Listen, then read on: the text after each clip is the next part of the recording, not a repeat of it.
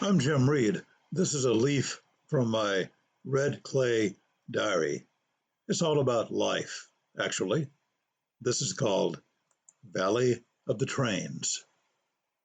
No matter where I go in this urban village, railroad tracks crisscross my path. Wherever I am, there is soon to be a train rumbling along, this way or that way. So many laid steel pathways are bisecting my travels that I no longer pay much attention to them. But the trains cannot be ignored. They have been around so long that just a lone, low pitched whistle can trigger a memory. Here in the valley, each train is passing and is echoed. Each foghorn blast bounces off foothills and echoes somewhere in my head. Lying abed in the wee hours, I can hear the dinosaur howl that startles memory and imagination. I close my eyes and imagine that the southbound, westbound engines are pulling their mysterious graffiti decorated boxcars through Jefferson County toward Tuscaloosa and Meridian and New Orleans and beyond.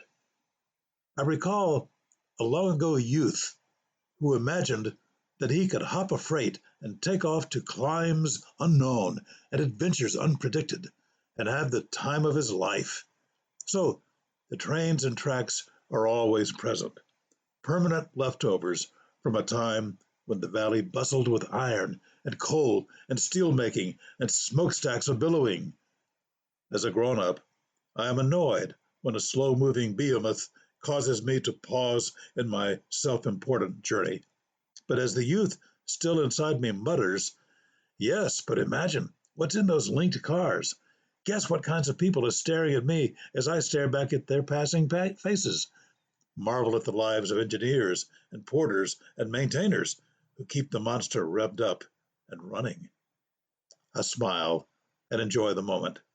Roll down my window to take in the clanging and howling and friction squeal of metal against metal. I watch the precariously stacked top-heavy vehicles roll along, balancing the tight wire. I hope against hope that the next wreck never occurs. Later, I pause and park on a bridge, gaze down at the tracks and trains below, puzzle over signs and symbols and switchings galore, and pretend that perhaps one of these days I will all aboard and begin a journey unlike any other journey, not knowing where I'm headed or where I will wind up. It would be nice to take a deep, meditative breath and appreciate the ride.